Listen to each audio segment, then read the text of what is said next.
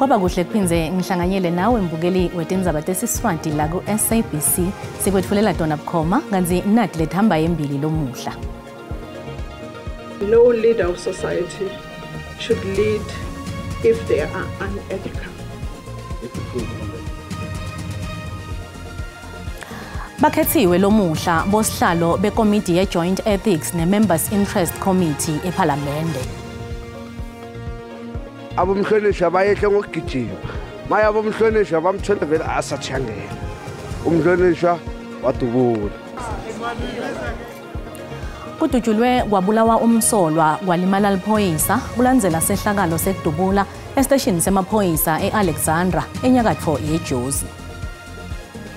According to our intelligence, these illegal miners may be heavily armed.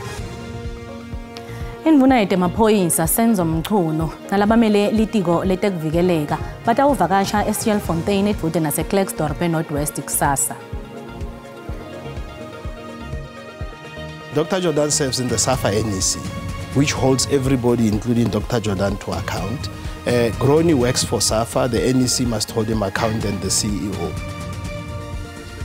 Mengameli wemtimba lowengamele libhola letinyawo kuleli iSAFA Danny Jordan nalabo lababili lasolwa nabo baniketwe ibheyili ya 20,000 yemarandi ngamunye yinkantolo lebuke emacala etimali lehleti ePalm Ridge.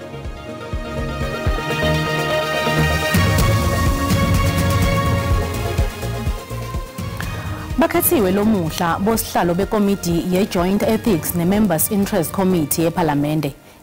Inhloso yaloku kusebentela itikwemthetho wekutiphatsa kwemalunga eParliamente nemalunga laphelele emkhandlu lomele tifundza. Le komiti iphindze ifuna kwakha tilinganiso temigomo yekutiphatsa kwemalunga eParliamente nemalunga lamele tifundza. Iphindze yente naleminye imisebenti kanye nekusebentisa ngalokufanele emandlaleni kwewona nguletilito timbili. Le komiti ikhetsela usizo mangakubela endlini eParliamente yase ikhetsa braids endlini emkhandlu lomele tifundza. Umholi we-MK Party eParliamente Dr. John Hlophe liphakanyisiwe ligama lakhe ehlangothini lwendlu eParliamente kwathi ilunga leParliamente le-EFF Mandisa Makasini waphakanyiswa kowesibili endlini emkhandlu lomele tifundza. We appreciate the responsibilities that you have entrusted upon ourselves to lead this component, and we believe that we will do so with the utmost of respect for one another.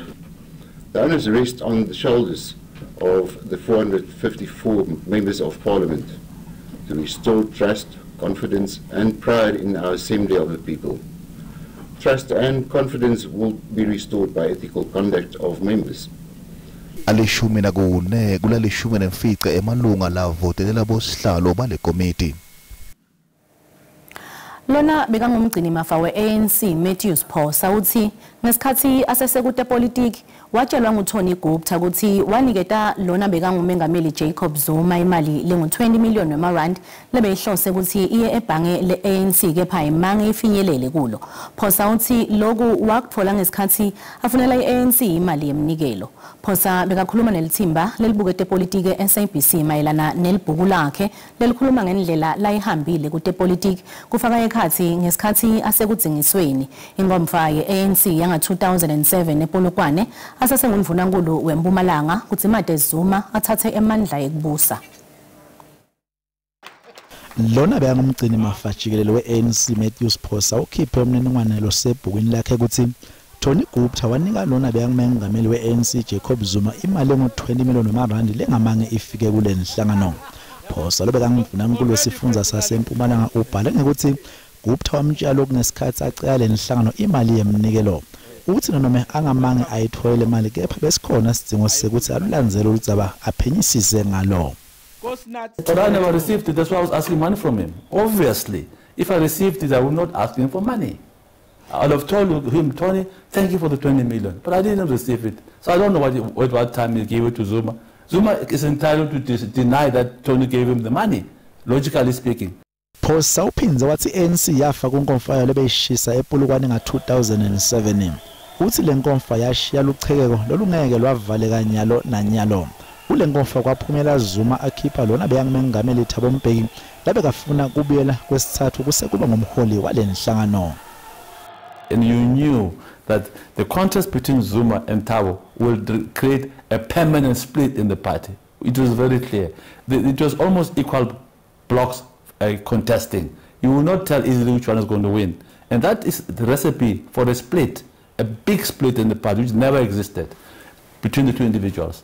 And indeed, that split, it slaughtered the ANC, and we buried it there. It never recovered from that split. Phosa uphinze wakuqinisekisa ebhukini lakhe ukuthi kulolu khetho lwa 2009 iANC yachaswa ngetimali ngolona beyangumengameli waseLibya Muammar Gaddafi lapho khona banazuma bahlangana ngemva kwalenkomfa yasepulukwane. Mvunankulu wesifundza iKwaZulu Natal Thami Ntuli uthi hulumende wesifundza utawenta konke lokusemandleni kulungisa ludzaba lwekuthengiswa kwekudla lekusolwa ukuthi kungashevu etiphaza. Ntuli uthi sewubite umhlangano lophuthumako nabo bonke bomasipala besifundza kuthi ukukhuluma nabo ngenhloso yokuthola isisombululo.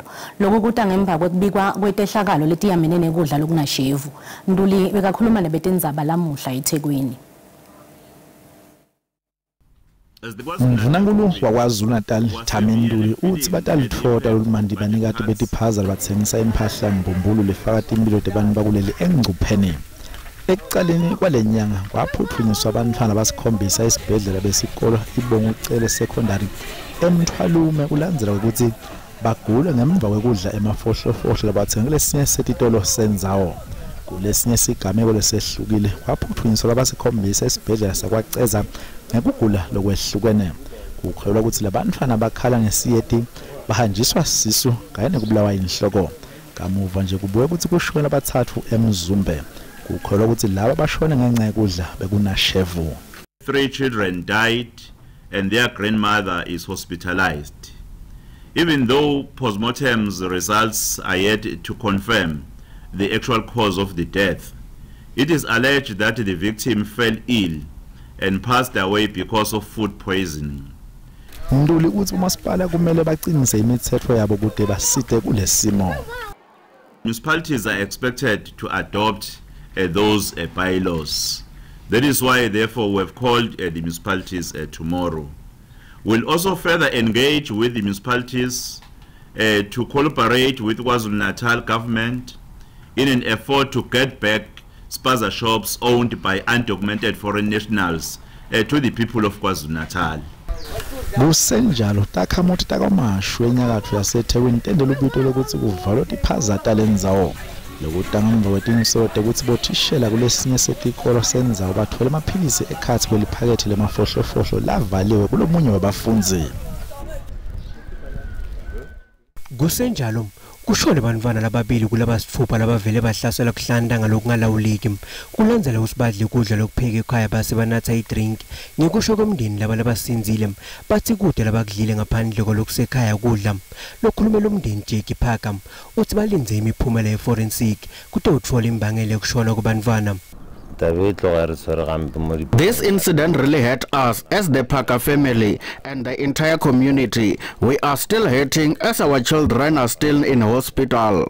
Lumndeni lohace busweti uthi ucela lusito lokungcwaba labo lebashonile. As a family, we could appreciate any help we will receive during this difficult time to bury our children. We are not asking for anything in particular, but anything that could help us with the funeral. Parents should look after what their children eat. They should not just buy things because they are on sale. You should not eat anything that you are not sure where it comes from. Let's take care of our children. Lokhulumela amaphoyisa eLimpopo Brigadier Hlulani Mashaba uqinisekisile kusebaqalile kwenda luphenyo.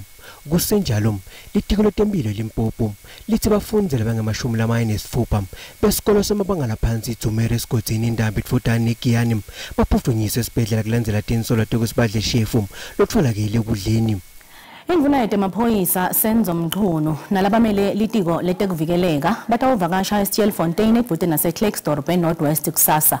Lokhu kuta ngemva kwekuthi takhamuti letingemashumi titakule bozamazama labasikhombisa kulandzela kutinikela kwawo umphakathi ekusiteni kuhlenga labo labemba umcebo waphansi ngalokungemtsetfo kulendzawo. Baqhubeka nekuvumbuka bozamazama emayini eStjelfontein. Itolo kutakulwe labasihlanu namuhla kuphumela ababili. Munye kulababili labaphumela omuhla ushonile. Lokhulumela emaphoyisa Brigadier Clenda Mathe uthi labo labenta luhlolo lwetidvumbu basaphenya imbangela ekushona kwalomumvu. We have consulted with DMRE and they are telling us that it is unsafe, it's inhumane to allow people to go down there. We have taken a decision that no police officer will go down to an abandoned mine. Firstly, there are hazardous gases that are flowing there. There's a high risk of loss of life. Secondly, according to our intelligence, these illegal miners may be heavily armed. Iningizimu Afrika inetimayini letilenganiselwa ku 6,000 letilahliwe letisengotini yekumbiwa ngalokungemtsetfo. The new legislation created chaos and people took advantage of it, so it was too easy to walk away from a mine and it was too difficult for a new investor to come in and mine. So now we're left with 450,000 unemployed gold miners that are starving and they're doing the only thing they know how to do, and that's mine. Kusenjalo yehlukene ke imibono yebantfu ngekuthi ngabe hulumende wahlukubetile yini emalungelo alabantfu labemba ngalokungemtsetfo nobe cha. Sikubutile mbukeli ukuthi ngekubuka kwakho yini lengendiwa kuqinisekisa ukuthi bozamazama abaqhubeki ngalomsebenzi wabo. Umbono wakho uyalandzela.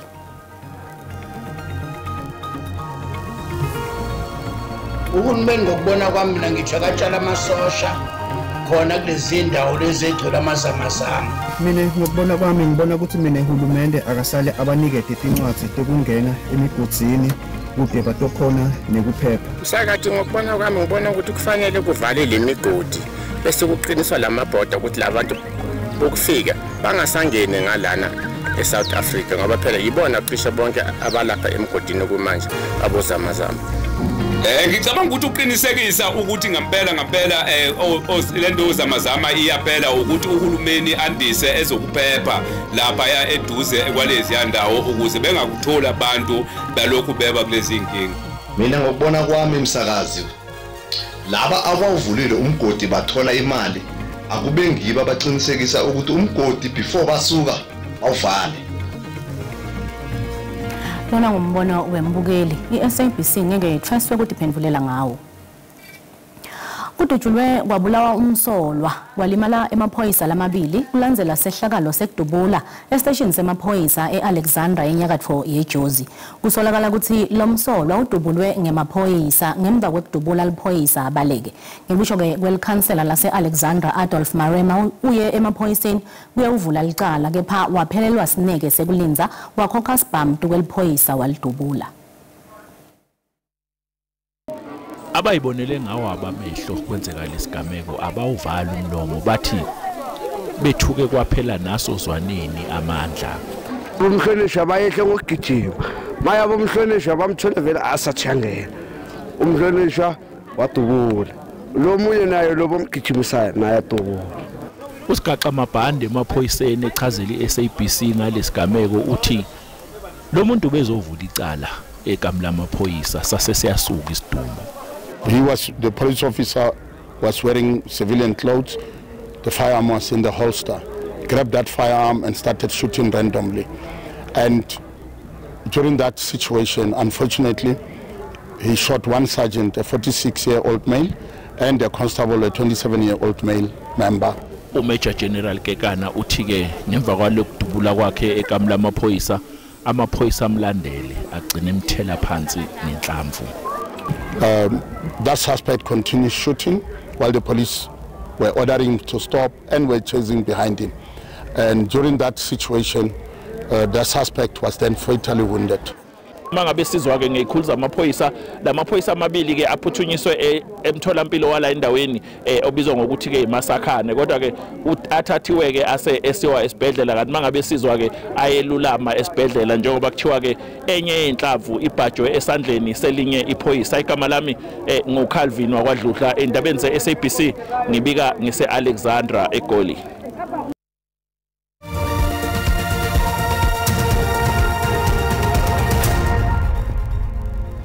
Asikwamukele mbukeli esigabeni sesibili setenza badesiswanti uma uqedza kungena ukhethe kahle sekhona hlala nathi. Sapinze kwaba nalesinye sehlangano sekuthi bantwana badle kudla lokunebuthi eMpumalanga. Dingena nyalo nje lethi kanzi yasesiphutfumele kuGerald Sambo eMpumalanga lotasipha imininingwane. Gerald, asikubingelele kule ntsambama mnakethu. Sibingelele nabonke ababukele emakhaya.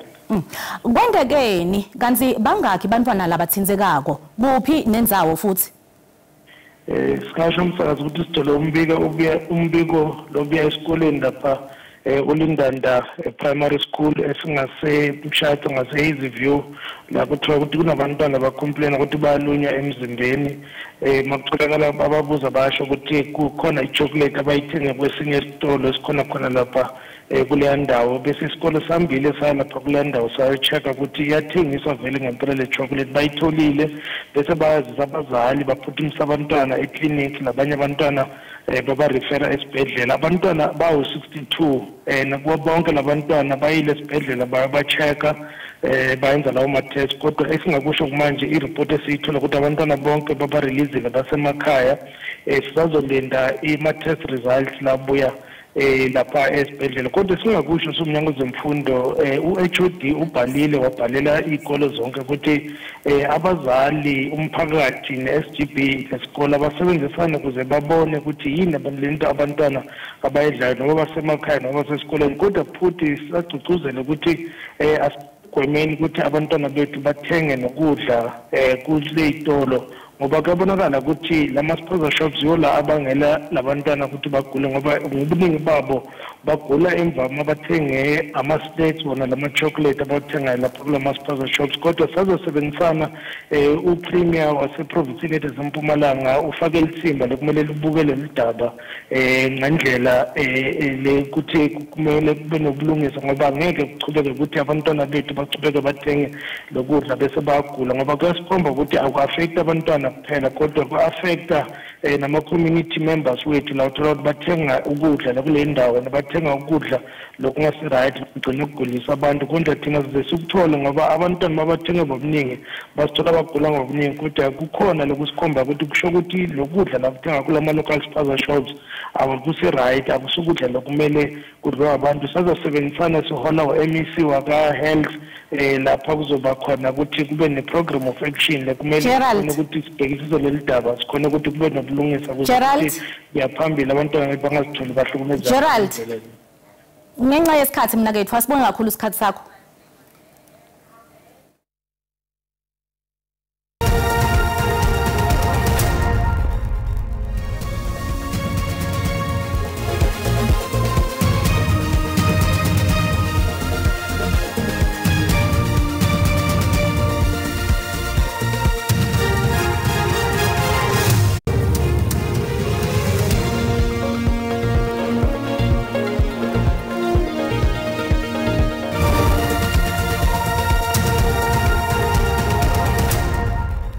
Kutamidlalo Mengameli wemtimba lowengameli libhola letinyawo kuleli iSAFA Danny Jordan nalabo lababili lasolwa nabo baniketwe ibhayili ya 20,000 yamarandi ngamunye inkantolo lebuke emacala etimali lehleti ePalm Ridge.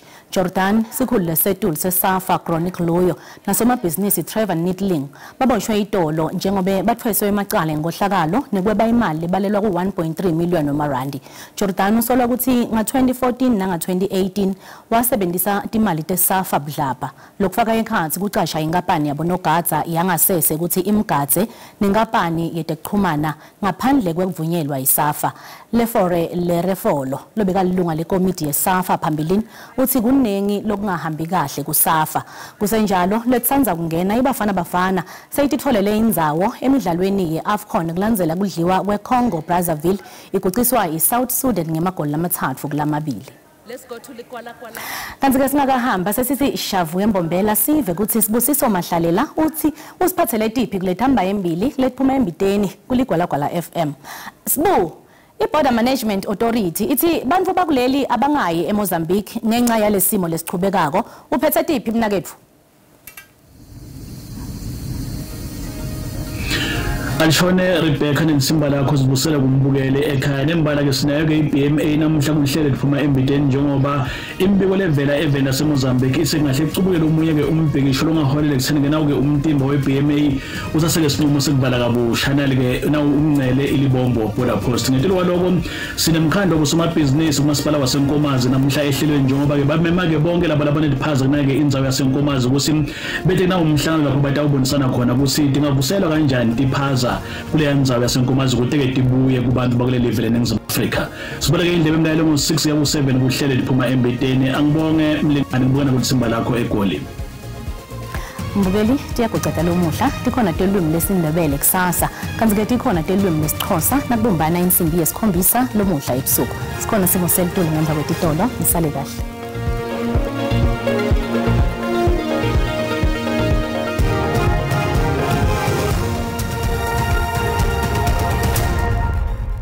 Nginibingelele ngiphinze nginamukele kunasi isimo selitulu babukela emakhaya sanibonani nasibona namhla kusihlwa sibona ngathi ima-4 imvula labele silenjalo lapha ngagcina safika khona ku60% kufika khona eningizimu yelive kanti ke ilanga lakusasa labele silenjalo siyabona kanti ke ngikule kuqanqa kufika khona eveni ngagcina safika khona ku30% afika lapha enyakatho yelive babukela emakhaya kanti ke sesibuya khona South African Weather Service kubonakala ngathi ke neliyathuma la enhlane live indzawo entalapha kubo Mahikeng kungena khona lapha kuBloemfontein babukela emakhaya kanti liyathuma leto indzawo kanti lesinye isixwayiso sisho ukuthi la kunebhebhetheka kwemililo kubonakala kwamadlelweni lekunye indzawo siqaphengile esebenzisa ngayo umlilo ukuze singadali dingo babukela emakhaya singena khona kufuthumela kwelive la eGauteng iJohannesburg itawucala khona lapha ku13 ngolo ku24 Piet lihlele khona ku26 kanti Carltonville uhlele khona lapha ku25 lapha eLimpopo eMusina uhlele ku31 lapha ePolokwane qala ku14 ngolo ku27 noKopane uhlele khona ku29 Mpumalanga babukela emakhaya lapha eSikhukuza uhlele khona ku28 Imbombela ihlele khona ku28 nayo kanti malahlele qala ku12 ngolo ku25 Second uhlele ku25 naye kanti eMelo uhlele khona ku25 embakomandini lapha eKwaZulu Natal